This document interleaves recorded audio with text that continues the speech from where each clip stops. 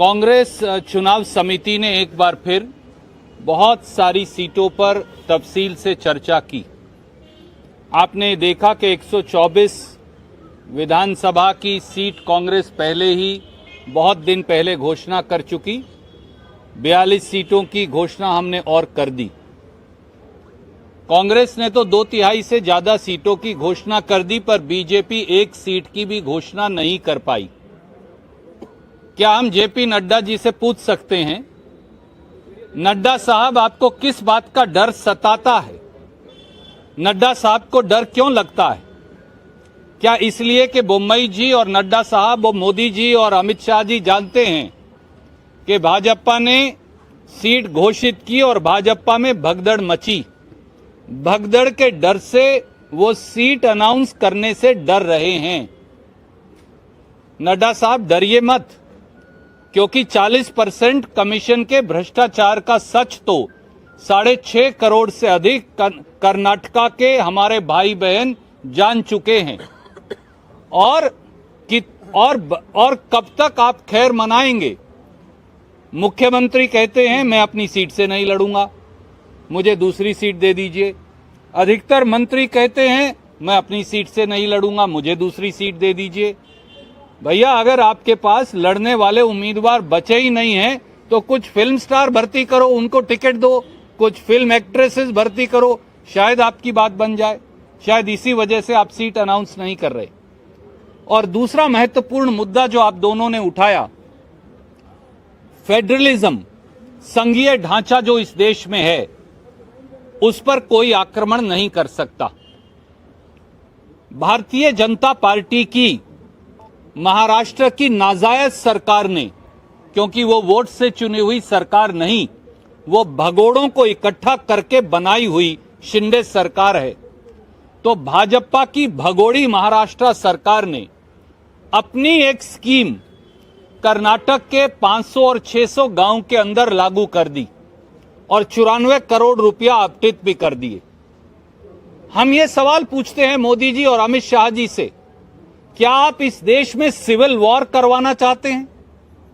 कल को हरियाणा पंजाब में स्कीम लागू कर देगा, पंजाब और हरियाणा दिल्ली के अंदर अपनी स्कीम लागू कर देंगे, पंजाब हरियाणा और दिल्ली उत्तर प्रदेश में लागू कर देंगे, उत्तर प्रदेश बिहार में लागू कर देगा, बिहार आगे उड़ीसा में लागू कर देगा। आप इस देश में सिविल वॉर करवाना चाहते हैं? आप प्रांतों का टकराव करवाना चाहते हैं? पहले भी मोदी जी और अमित शाह जी की नाक के नीचे असम की पुलिस ने और अरुणाचल की पुलिस का इसी प्रकार से टकराव हुआ, जिसमें सिविलियंस मारे गए। बाकायदा एक प्रांत की दूसरे प्रांत की फायरिंग हुई और 6-8 महीने तक एक प्रांत के लोग दूसरे प्रांत में नहीं जा पाए, जैसे ये कोई हिंदुस्तान पाकिस्तान हो। जो उत्तर पूर्व में आपने किया था अमित शाह जी, मोदी जी, वो आप अब दक्षिण भारत के अंदर भी कर रहे हैं। आपने अरुणाचल प्रदेश, मणिपुर और असम का झगड़ा करवाया, बॉर्डर डिस्प्यूट करवाया, लोग मरवाए। 8 महीने तक मणिपुर का आदमी असम नहीं आ पाया, क्यों? अरुणाचल का आदमी असम नहीं आ पाया, क्यों? ये हमारा मुल्क है, हम कहीं भी जाएं। अब आप महाराष्ट्र और कर्नाटक का झगड़ा करवा रहे हैं जानबूझकर। दोनों जगह आपकी सरकार है। हर रोज मोदी जी बार बार वहां जाते हैं। बसवराज बोम्मई के अंदर तो इतनी हिम्मत नहीं बची, वो इतने कमजोर मुख्यमंत्री हैं कि वो ना कर्नाटक के हितों की रक्षा कर सकते, ना हमारे कन्नड़ा भाई बहनों के हितों की रक्षा कर सकते। ऐसे मुख्यमंत्री को, जैसा आप दोनों ने कहा, बगैर विलंब के इस्तीफा दे देना चाहिए, नहीं तो उसे बर्खास्त करना चाहिए। और दूसरी तरफ मिस्टर शिंदे जो महाराष्ट्र के मुख्यमंत्री हैं, वो हिंदुस्तान के संघीय ढांचे का और संविधान की धज्जियां उड़ा रहे हैं। महाराष्ट्र के गवर्नर को आर्टिकल 356 का इस्तेमाल करके उनकी सरकार को और मुख्यमंत्री को बर्खास्त किया जाना चाहिए।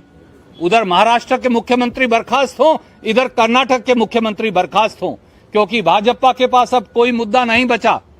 उन्होंने सारे हथकंडे अपना लिए। हिंदू मुसलमान, शमशान, कब्रिस्तान, जातियों का टकराव, SC ST का टकराव, लिंगायत वोका लीगा का टकराव, अब कुछ नहीं बचा, तो अब प्रांतों का टकराव करवा रहे हैं।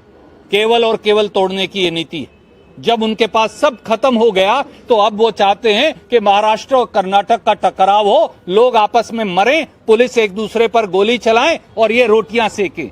हम ऐसा नहीं होने देंगे, क्योंकि भारतीय राष्ट्रीय कांग्रेस अभी जिंदा है। सिद्धारमैया जी, डीके शिव कुमार जी के नेतृत्व में संघीय ढांचे का उल्लंघन जो महाराष्ट्र द्वारा किया जा रहा है, उसके खिलाफ हम निर्णायक लड़ाई लड़ेंगे। और हम मांग करते हैं, प्रधानमंत्री वापस ना आए कर्नाटक, अमित शाह जी वापस मत आइएगा कर्नाटक, या तो शिंदे को बर्खास्त करिए और इधर बोम्मई जी का इस्तीफा लीजिए, और नहीं तो कर्नाटक मत आइएगा चुनाव का प्रचार करने, क्योंकि कर्नाटक के लोग आपको माफ नहीं करेंगे।